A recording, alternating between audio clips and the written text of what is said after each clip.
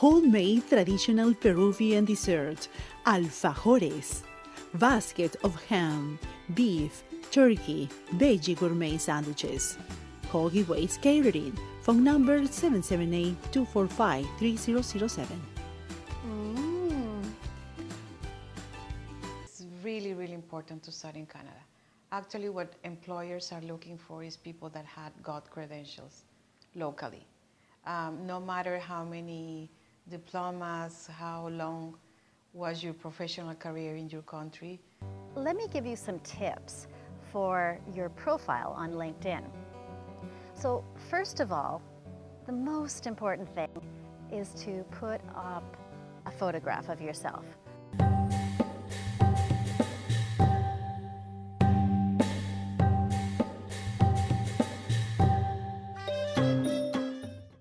Manuel Banales is a lawyer. Laura Lopez is a social worker. However, here in Canada, none of them have followed their careers. On this interview, they also talk about how important it is to study in Canada. Manuel Banales and Laura Lopez tell us their stories. Well, yes, I was a social worker in my country, in Mexico. It's a profession that I feel very passionate about it. I really love my job and the way of being able to help other people. I really, really love what I was doing there. How do I feel in Canada? Well, I really like this country. I think this is one of the best places to raise a family, to have opportunities to do what you like to do. I think it's amazing how it's a really multicultural place where everybody can feel free to express themselves, to bring with you, all your background and feel that you are respected and even, encouraged to follow whatever you have been doing in your country. Of course, everything under some order and some respectful way of living. So I'm very happy to be in Canada. Well, it's a kind of a very unique experience, a very unique decision that my husband Manuel and I took back in 2001. We came to Canada as an adventure, I would say, just to have a different experience, to bring our kids to a different culture where they would be enriched from. Also kind of to improve our English, all the family. So it was just an adventure for 2 years. That was what we had in mind in that time.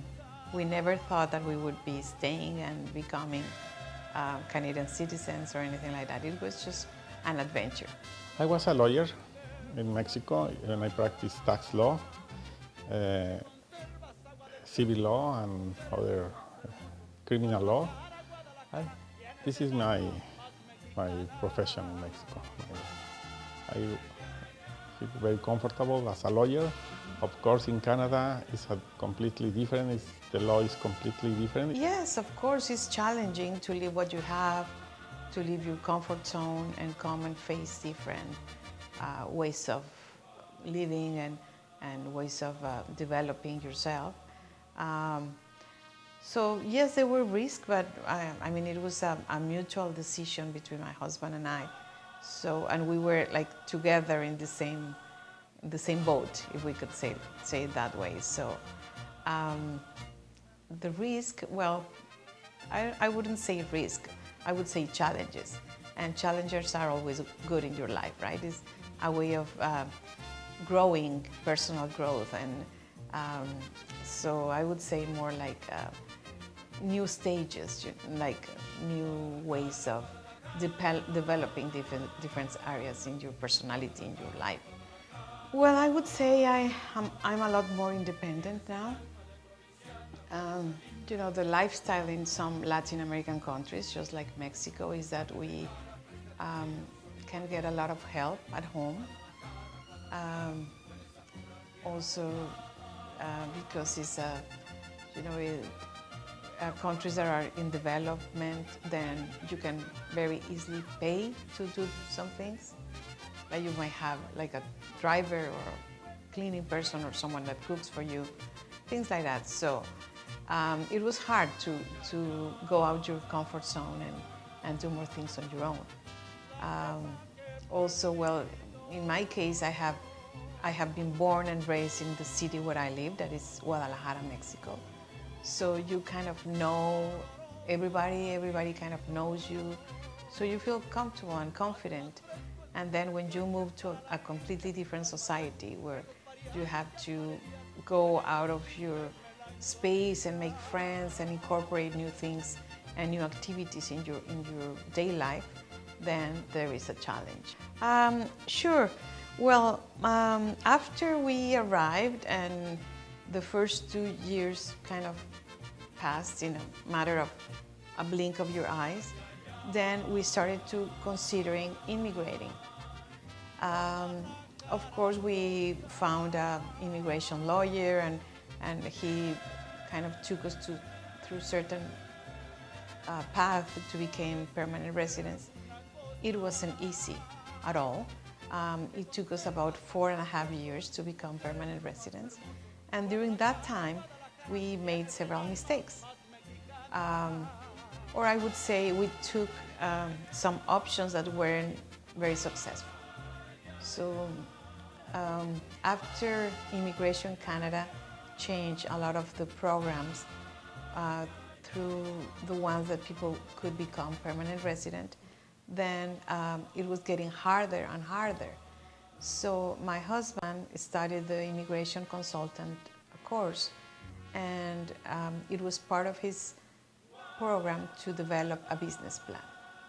And it was the advice of some of the teachers to kind of try to promote immigration through studies. And as I had said before, we made some mistakes in our own path.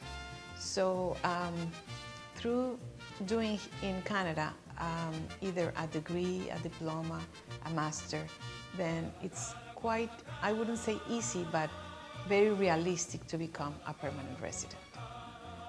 So that's why we started our program. And through the years, we had helped family and friends to find schools and to settle down in Canada. So we said, why not do this as a company and as a business? And so that's how we created Western Canada Education Services. The commercial name is Estudia Canada. Estudia Canada this business is to bring students, especially from Mexico, of course, and Latin America, and to show them how is the process. But for start this kind of business, I study a special course as an immigration consultant.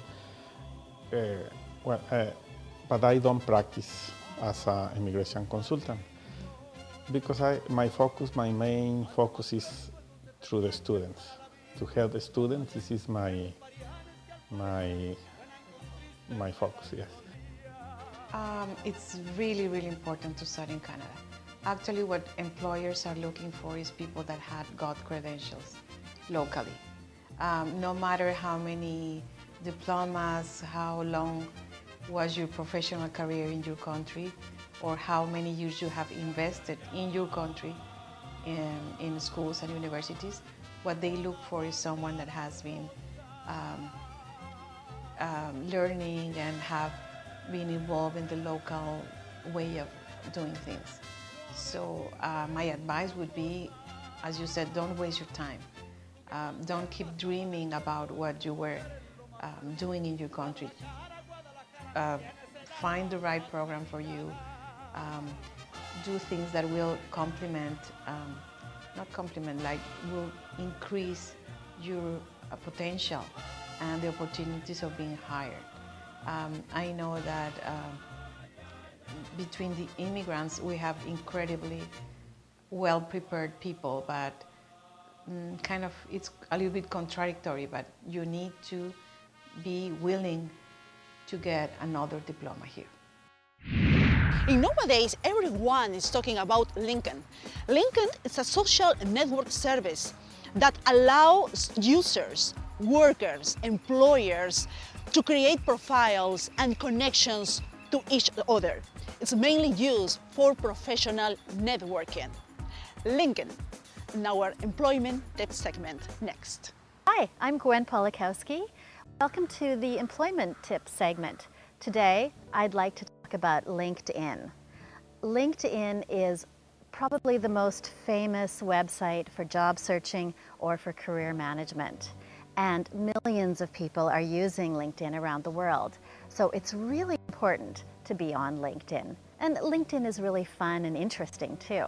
So let me give you some tips for your profile on LinkedIn. So first of all, the most important thing is to put up a photograph of yourself or a picture or some sort of image. Don't just use the standard default head and shoulders that's there. Get a nice professional photo of yourself and put it with your profile. There was a posting recently on LinkedIn which I thought was really interesting. It was a person with a bag on his or her head. And the caption said, being on LinkedIn with no photo is like going to a party with a bag on your head. And I think that's really true. It's really great to have a good profile photo. So the way to get a good profile photo though is to be a little bit careful and selective about what you put on. So first of all, you don't want a tiny, tiny little shot of yourself, you know, from far away. You want a nice face, head and shoulders kind of shot of yourself, and kind of covering your shoulders a little bit, not showing too much skin. And also, you want to make sure that you have a nice smile, that you're not wearing sunglasses, that you know, you're looking quite professional. So don't put small pets in the picture with you or kind of other gimmicky things. Just your professional self. Another thing I sometimes see is people who have like cropped a picture of themselves where they're standing with a friend or a husband or wife, and they have an arm around their shoulder and part of the other person's arm is cropped out. Try to avoid those. Try to just have a shot of yourself. It's a great idea even to get a professional photo of yourself. Now, they can be expensive, but what you might do is kind of look for a small photographer. A lot of moms who have small photography businesses will give you a great deal. So that's a really great place to get your LinkedIn photo. Now, photo is the first thing. The second thing is you want to provide some interesting information about your career. Now, LinkedIn is not really targeted necessarily, not as much like a resume. A resume, people say, is like a commercial, and LinkedIn is like an infomercial. So it has a lot more information about you than you would put on a resume.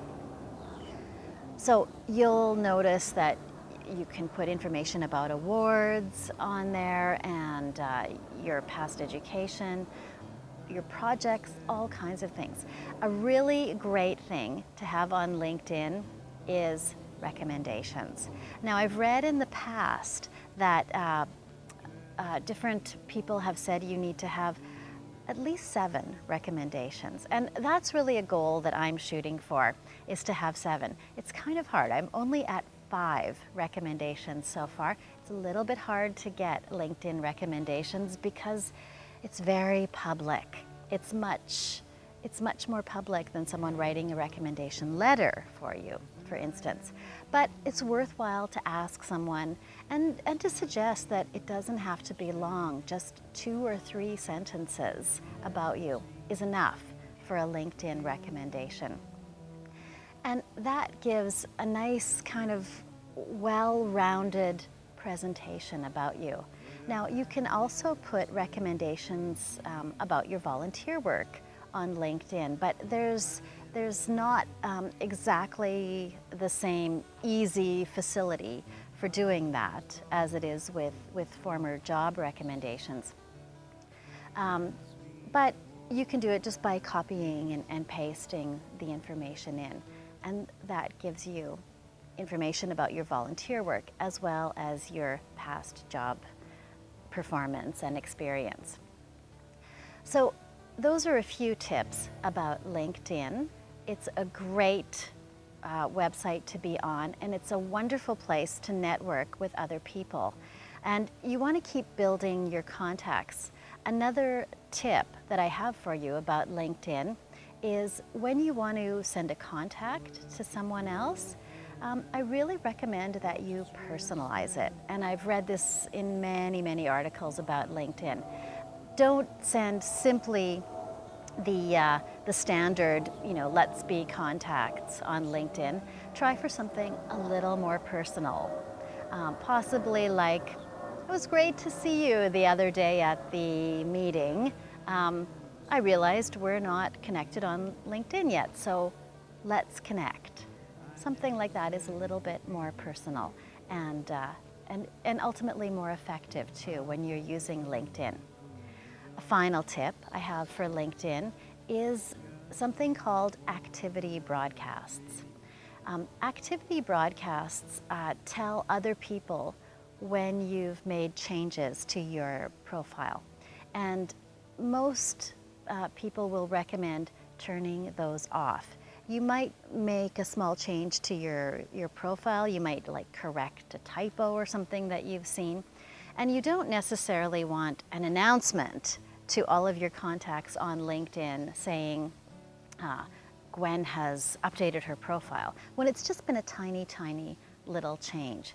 So I recommend that you go into the settings section and turn off your activity broadcasts so that when you make small changes to your profile, they're not always announced to everyone. If you make a big change, great, go ahead and announce it. But for small ones, no need. This has been your employment tips segment, and I'm Gwen Pawlikowski. Thanks for joining me. Traveling around the world can change your vision in your life. You can get important connections. You can meet new friends. If you want to say goodbye to your stressful life, it's time to travel. In your country, my country segment, Thailand.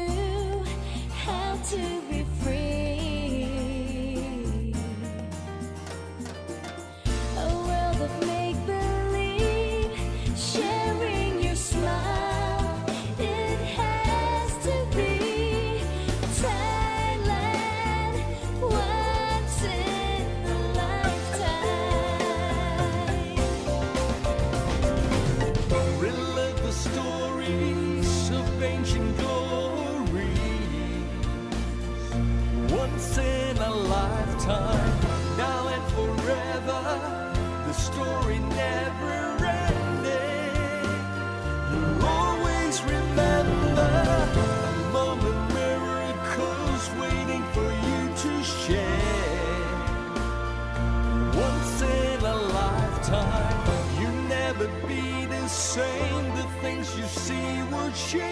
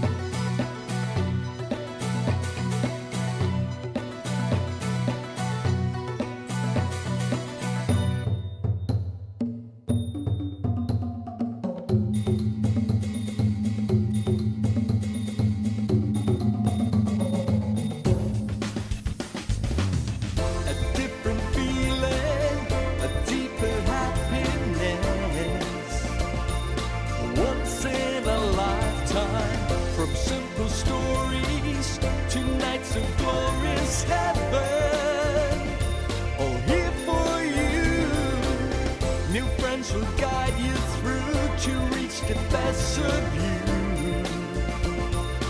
Once in a lifetime, so help them find you.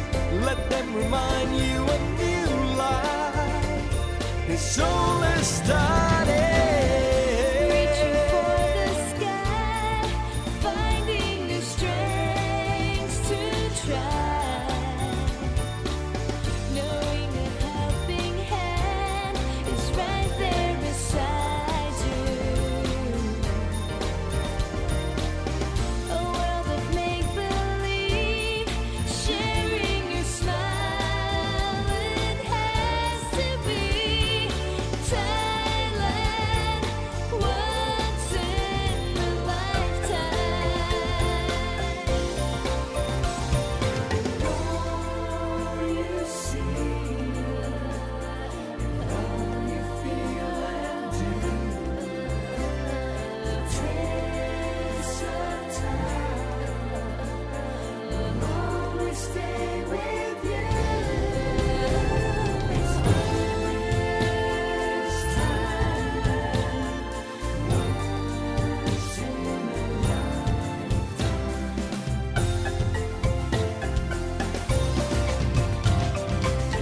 So come and join us.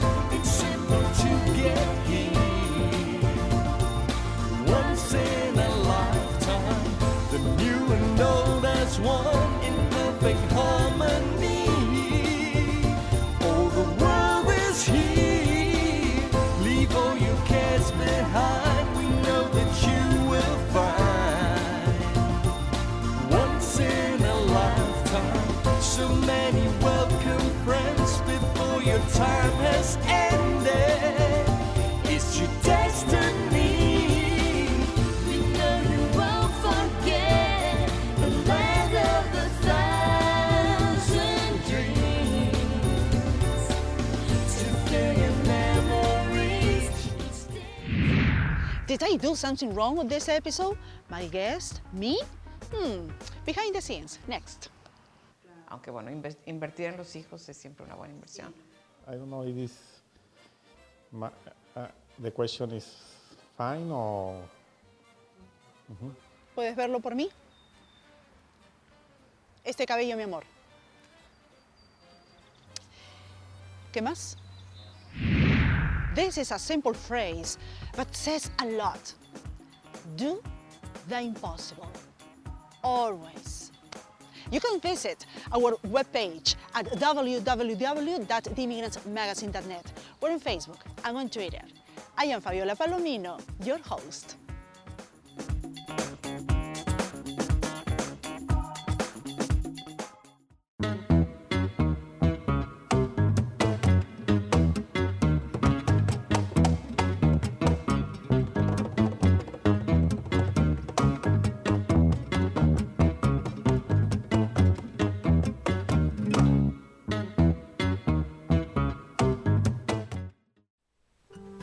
Nora Valdés te ofrece orientación y la información que necesitas para iniciar tu nueva vida aquí en Canadá. Para mayor información, llame al teléfono 604-351-0625.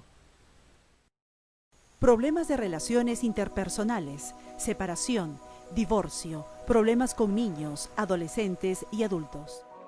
Soy la doctora Yolanda Montoya, soy Clinical Counselor y mi teléfono es el 604-861-1071.